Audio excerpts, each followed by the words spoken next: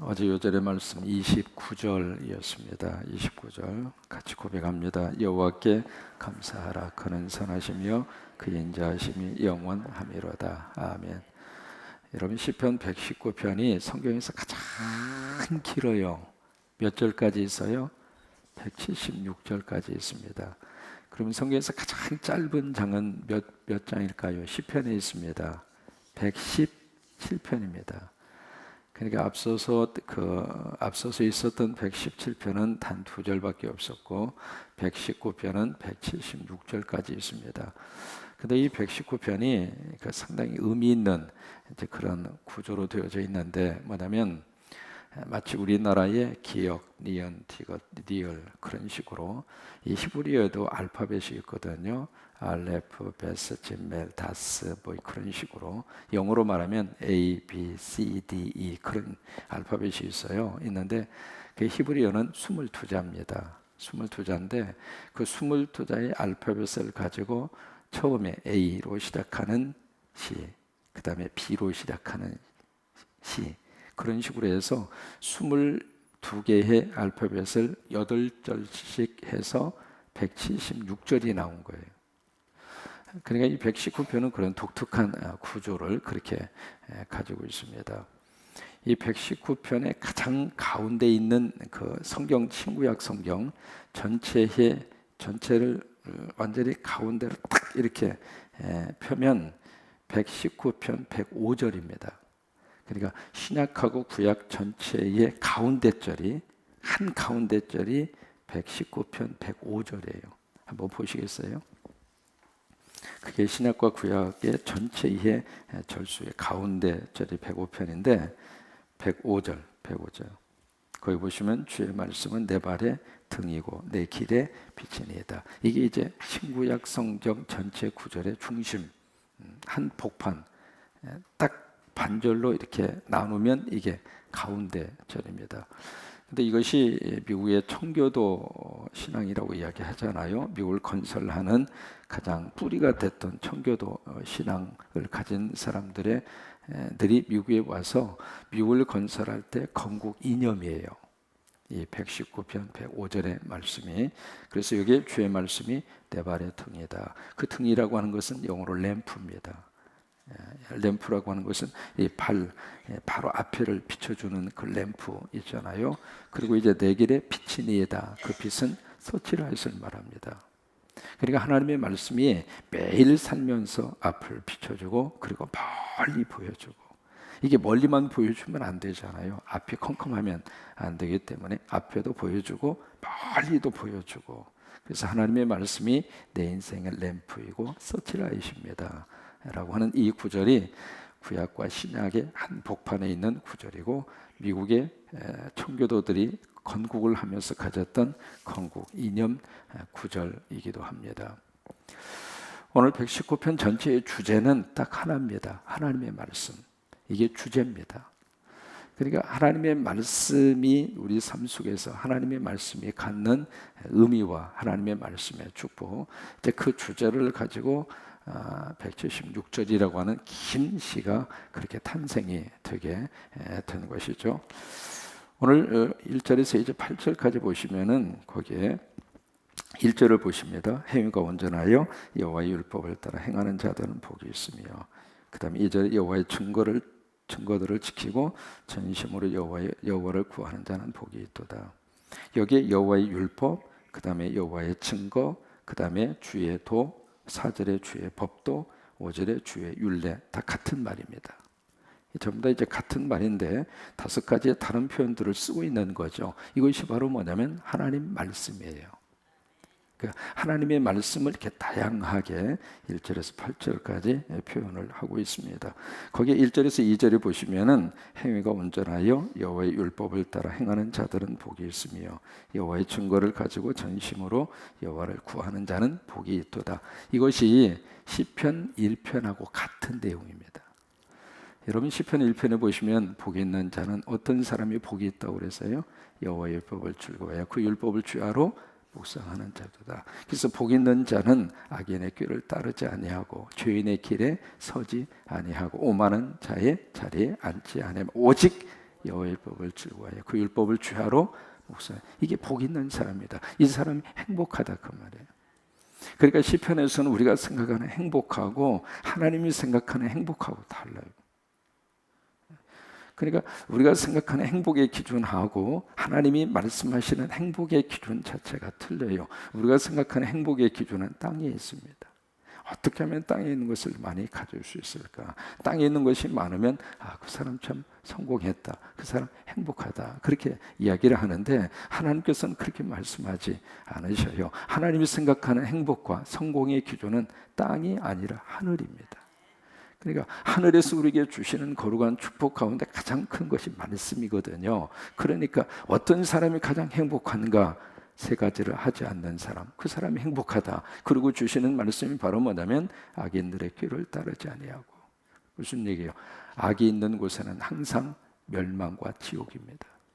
그래서 악은 멀리해야 축복이에요.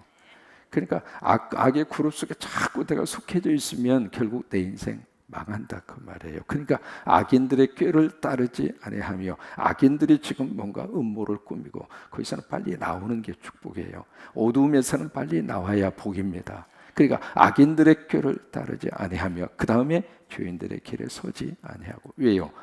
모든 이 세상의 불행의 씨앗은 죄입니다. 철저하게 이 세상을 부패하고 타락시키고 사람들을 못 살게 굴고 나라를 망하게 하는 악성 바이러스는 바로 죄예요. 그러니까 그 죄의 길에 서지 아니한다. 그게 바로 행복하다 그 말이에요. 그 다음에 오만한 자의 자리에 앉지 아니한다. 왜요? 오만의 마지막은 하나님의 징계이고 하나님의 채찍이기 때문에. 헤롯이 오만을 떨다가 벌레에 몰려서 먹어서 죽었잖아요. 그러니까 그런 것을 멀리하고 그 다음에 오직 여호와의 율법을 즐거워하여 그 율법을 주야로 어떻게 묵상. 그 묵상이라고 하는 단어가 영어로 meditate이라고 하는 말입니다. meditate. 그 이야기는 뭔가 집중한다 그 말이에요. 하나님의 말씀을 깊이 묵상한다는 이야기는 그 말씀 속에 내 생각을 집중하는 거예요. 우리가 하나님의 말씀의 생각에 집중을 하면 머리가 맑아집니다. 복잡한 생각, 그리고 여러 가지 많은 그런 생각들이 가슴속에 막 밀려오기 시작하면 참 사람이 불안하고 그리고 두렵기도 하고 염려가 되기도 하고. 근데 하나님의 말씀 속에 깊이 집중을 하면은 그런 생각들이 정리가 돼요. 그리고 또 하나, 이 마음속에 있어서는 안 될 그런 나쁜 과거의 추억의 기억들이 사라지게 되는 거예요. 그래서 우리가 하나님의 말씀에 깊이 메디테이트, 집중하고 묵상을 하면 그 말씀을 통해서 하나님이 주시는 은혜를 입을 수 있고, 그 말씀을 통해서 다시 내 삶의 정리를 할 수가 있고, 그러고 나서 말씀을 통해서 우리가 미래의 꿈을 가질 수가 있고. 여러분, 하나를 살면서 좋았던 일도 있지만은 마음 아팠던 일도 많고 그러잖아요. 참 묘합니다. 좋은 추억보다는 나쁜 추억의 기억력이 훨씬 더 오래갑니다. 저 사람과의 관계 속에서 참 좋았던 추억이 없었던 게 아니거든요. 분명히 있었어요. 있는데도 불구하고 그 좋았던 추억, 좋았던 그때의 순간들은 참 묘해요. 쉽게 잊어버립니다. 왜 그럴까? 사람이 참 묘해요. 좋은 것은 항상 마음속에 당연하다라고 하는 생각의 구조 속에 갇혀 있는 거예요. 그러다 보니까 좋았던 추억, 좋았던 관계, 그것은 당연한 거예요. 당연하다고 생각하니까 쉽게 잊어버리게 돼요. 근데 마음속에 가슴에 못이 박혔던 거, 속상하게 했던 거, 그 옛날 20년 전에 말 한마디 한 것을 평생 울거먹는 에펜네가 있어요. 참 그거 안 잊어버립니다. 참 묘해요. 왜 그럴까? 사람이 참 묘해요. 그러니까 이게 한 해를 살면서도 좋아하고 은혜 받고 하나님이 주신 축복, 그것을 참 기억하면서 정말 참 행복했다. 2016년 행복했다. 그렇게 생각하고 한 해를 마무리하면 얼마나 좋겠어요. 그런데 그런 생각보다는 그때 왜 그랬어? 그때 저거 했었어야 되는데. 그런 후회와 아쉬움과 그리고 마음 아픈 추억들이 더 가슴에 깊이 그렇게 남아있다 그 말이에요. 근데 그것을 정리하고 그것을 긍정적인 모습으로 이렇게 딱 정리할 수 있는 방법은 하나님의 말씀밖에 없어요. 그러니까 말씀을 깊이 집중하면 벌써 내 생각과 과거가 정리가 된다 이 말이에요. 또 하나, 말씀에 집중하고 말씀에 메이트인 묵상을 하면은 내 속에 있는 어두움이 떠나간다 그 말이에요. 이게요, 미움을 깊이 묵상하잖아요. 속 터져 사람이 어떻게 살아요? 그런 것들을 이길 수 있는 방법이 하나님의 말씀을 묵상하는 것인데, 그 하나님의 말씀을 묵상하는 사람이 행복하다 그 말이에요. 여러분, 오뚜기라고 하는 거 아시잖아요. 오뚜기는요, 넘어지는 것을 두려워하지 않습니다. 왜? 처음부터 오뚜기는 넘어지도록 생산된 제품이에요. 오뚜기가 안 넘어지면 그 오뚜기가 잘못된 거죠. 오뚜기가 넘어지는 것을 두려워하지 않고요, 오뚜기는 딱발딱 서는 것만 생각하잖아요. 그런데 오뚜기가 가장 염려하는 것은 오뚜기 중심에 있는 중심이에요. 중심이 잘못되면 오뚜기는 넘어졌다가 못 일어납니다. 예수 믿는 사람의 중심은 말씀이에요. 그러니까 말씀의 중심에 딱 서 있으면은 넘어졌다 일어나면 되고, 다시 또 쓰러졌다 일어나면 되고, 100번 넘어지면 101번 일어나면 되는 거예요. 그 사람이 행복한 사람이에요. 그래서 저 사람은 시냇가에 심은 나무처럼 시절을 쫓아 열매를 맺으며 그 잎사위가 마르지 아니함 같으니 그 행사가 형통하리로다. 그래요. 시냇가에 심겨진 나무, 성광교회라고 하는 시냇가에 심겨진 나무, 여기다 깊이 뿌리를 내리고 철을 따라 하나님이 열매를 맺게 하시고 푸르는 은혜를 허락하여 주시고, 그 사람이 행복하다 그 말이에요. 그 주제를 좀 더 자세하게 취급하고 있는 것이 119편이에요. 그래서 119편의 말씀을 쭉 이렇게 묵상하고 읽다가 보면 하나님의 말씀이 얼마나 우리 삶 속에 행복한가, 그 사실을 우리에게 말씀을 해주시고 있는 것이 119편입니다. 1절과 2절 다시 한번 보실까요? 행위가 온전하여 여호와의 법을 따라 행하는 자. 그러니까 말씀 따라가는 사람이 복이 있다 그 말이에요. 세상 따라가지 말고, 유행 따라가지 말고, 마귀와 사탄 따라가지 말고, 이상한 이단 따라가지 말고, 그러니까 말씀 따라가고, 아멘. 그러니까 예수님 따라가고, 예수 따라가며 복음 순종하면 우리 행할 길 환하겠네. 그래. 말씀 따라가고 예수님 따라가고 의지하고 순종하는 자는 예수 안에 즐거운 이리로다. 그러니까 말씀 따라가고 다른 것 따라가지 말고, 그러니까 여기 말씀을 따라 행하는 자가 복이 있으며, 누가 1장에 보시면은 가브리엘 천사가 마리아에게 쭉 신방을 오잖아요. 와서 이제 메시지를 쭉 전합니다. 그게 이제 지난번 성탄절에 함께 기억했던 말씀이잖아요. 그러면서 이제 은혜를 받은 자여, 네가 너 은혜를 받은 자여 평안할지어다, 주께서 나와 함께 하시도다. 그 메시지를 딱 전한 다음에 성령으로 잉태하게 될 것이다. 이제 그 메시지를 전합니다. 그러고 나서 이제 누가복음 1장 38절에 보시면 마리아가 그 가브리엘 천사에게 하는 말이 있습니다. 뭐라고 말을 하느냐면, 주의 계집종이오니 말씀대로 내게 이루어지이다. 나는 하나님의 종이니까 하나님 말씀대로 내 속에서 이루어지기를 원합니다. 여러분, 그 마리아의 순종, 말씀에 대한 순종이 예수 그리스도를 이 세상에 잉태하고 해산하는 복을 받은 거예요. 그러니까 말씀 따라갔을 때 축복이에요. 말씀 따라는. 그러면서 2절에 그렇게 고백하죠. 여호와의 증거들을 지키고 전심으로 여호와를 구하는 자는 복이 있나이다. 그래요. 항상 한 해도 우리가 말씀 가운데 살았고, 새해에도 말씀 꽉 붙잡고 말씀의 은혜 가운데 우리 모두가 설 수 있게 되기를 주의 이름으로 축원합니다. 1931년입니다. 오래된 이야기죠. 노벨 평화상 받은 사람 가운데 누가 있었느냐면 제인 아담스라고 하는 사람이 있습니다. 이 사람이 원래 시카고 지역의 큰 부잣집 딸로 태어납니다. 그래서 원래 이 제인 아담스 이 사람이 무슨 꿈이 있었느냐면 의과대학에 들어가서 의사가 되는 것이 꿈이었어요. 근데 갑자기 이분이 병이 들어서 그 병을 때문에 어떻게 됐느냐면 그 척수 장애로 뼈에 문제가 생겨서 척수 장애로 학업을 중단합니다. 그래서 이제 자기의 꿈이 깨진 거죠. 그리고 몸이 이제 반신불수가 되고요. 그래서 지분 전환을 위해서 어디를 갔느냐면 영국으로 여행을 떠납니다. 그래서 영국 런던을 쭉 여행을 하다가 영국 그 런던 변두리에 있는 슬럼가를 방문을 해요. 방문을 하는데 그 슬럼가를 방문해서 이 죄인 아담스라고 하는 사람이 충격을 먹습니다.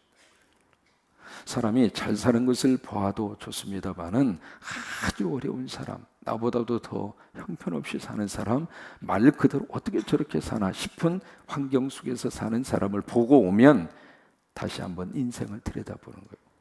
그래서 슬럼가를 이 사람이 보고 나서 세상에 이렇게 사는 인간도 있는가? 그러면서 충격을 먹어요. 우리 집에 있는 개보다도 더 비참하게 산다. 그 생각이 드는 거예요. 그래서 그게 이제 고민이 됐죠. 사람이 좋은 자극을 받으면은 뭔가 자기 삶을 돌아볼 수 있는 계기가 되는 거예요. 그래서 여러분, 우리가 선교를 갔다 오면 왜 그렇게 좀 생각과 삶에 대한 모습이 달라질 수 있을까? 여러분, 필리핀에 우리 그 원병희 목사님 하시는 파푸아 사역하는 그 지역에 가서 보면 세상에 이렇게 사는 사람도 있는 거죠. 말로 어떻게 표현할 수 없을 정도로 그런 조그마한 단칸방에 마치 우리 어린 시절의 모습이 그대로 상상이 될 정도로 그 단칸방에 뭐 5명, 6명이 그냥 막 그 속에 들어가요. 그래서 이 죄인 아담스도 마찬가지였어요. 그래서 그것을 딱 보고 막 충격이 받아서 막 고민 중에 있는데 이분이 이제 성경을 읽다가 미가서 6장 8절의 말씀, 그 말씀이 가슴에 와닿은 거예요. 하나님께서 공의를 사랑하고 인자를 긍휼히 여기고 하나님과 함께 행하는 것, 이것이 하나님이 원하시는 일이지 않느냐. 공의를 사랑하고 인자를, 이것이 하나님과 함께 행하는 것. 그 말씀, 미가서 6장 8절의 말씀이 이 사람 마음속에 확 하고 은혜로 와닿은 거예요. 같은 말씀이라 하더라도, 같은 설교를 할지라도 그날 나에게 부딪혀오는 말씀이 달라요. 그래서 그 말씀이 은혜가 된 거예요. 그래서 그 말씀을 가지고 묵상하면서 미국으로 돌아와서 내가 이 말씀 가지고 어떻게 내 인생을 살까? 그러다가 이 사람이 세운 것이 헐하우스라고 하는 것을 세웁니다. 이 헐하우스라고 하는 것이 뭐냐면 인류 최초, 그 당시에 미국에서 최초이고 세계적으로 최초입니다. 사회복지기관입니다.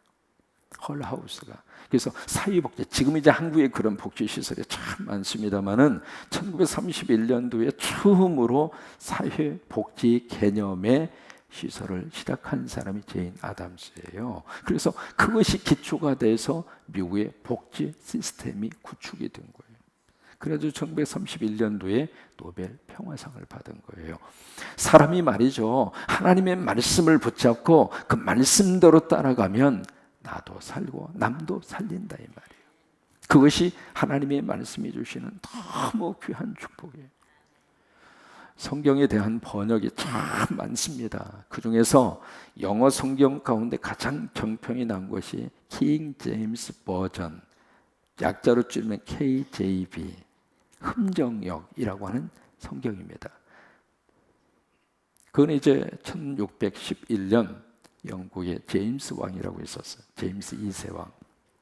그 왕이 학자들을 막 이렇게 가장 뛰어난 학자들을 이렇게 모아서 그 사람이 성경을 원문에서 히브리어나 헬라어나 집중적으로 깊이 연구해서 그 원문에 가장 근접한 내용의 번역을 만들어라. 그래서 국가에서 이렇게 지원을 해서 번역이 된 성경이 KJV라고 하는 성경이, 흠정역이라고 하는 성경이.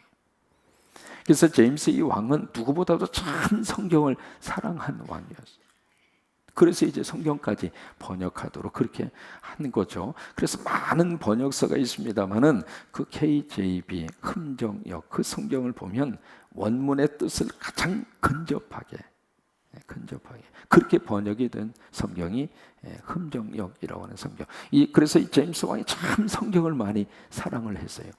어느 정도 사랑을 했느냐면 그 당시 그분이 통치하던 시절에 암스트롱이라고 하는 사람이 양을 훔치다가 걸려가지고 그때는 완전히 그냥 조그마한 죄도 사형으로 다스리던 그런 시절이에요. 그래서 양을 훔치다 걸린 암스트롱을 가둬놓고 사형 언도를 내리고 사형 집행을 시키려고.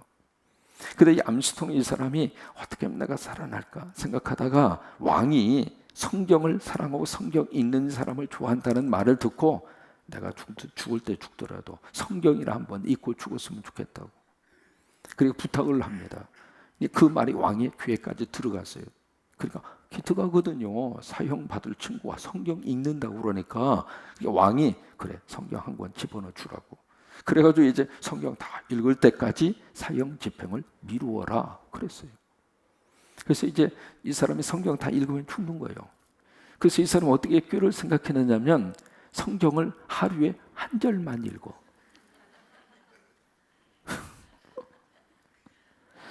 여러분 성경의 전체에 창세기 1장 1절에서 계시록 22장 끝절까지 몇 절이나 될 것 같아요?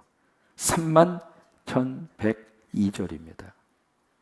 그러면 31,102절을 매일 한 절만 읽으면 얼마나 걸릴 것 같아요? 80년. 그래서 다 읽었니? 아니요. 오늘 딱 한 절 읽었어요. 그 다음날 가서 보면 다 읽었어? 아니요. 한 절이요. 그러다 보니까 이게요 80년 걸리게 생겼거든. 마지막까지 읽으려면. 그래서 이 제임스 왕이 그래 참 기특하다. 집에 가서 읽으라고 풀어주어라. 그래도 사형 집행을 안 당하고 집에 가서 이거 유명한 그 일화 가운데 하나입니다. 우리가 하나님의 말씀 가까이 하고 금년 한 해도 말씀과 이게 설교를 통해서 성경을 통해서 우리가 묵상하고 또 읽고 그러면서 한 해를 지내왔습니다. 또 새해에도 하나님의 말씀 다시 한번 깊이 묵상하고 말씀 따라가서 행복한 새해가 될 수 있게 되기를 바라고 그 은혜가 우리 가운데 충만하시기를 주의 이름으로 축원합니다. 자, 요절의 말씀 2절입니다. 2절 말씀 시작. 여호와의 증거들을 지키고 전심으로 여호와를 구하는 자는 복이 있도다. 다시 한번 여호와의 증거들을 지키고 전심으로 여호와를 구하는 자는 복이 있도다. 한 번만 더 고백합니다. 여호와의 증거들을 지키고 전심으로 여호와를 구하는 자는 복이 있도다. 아멘.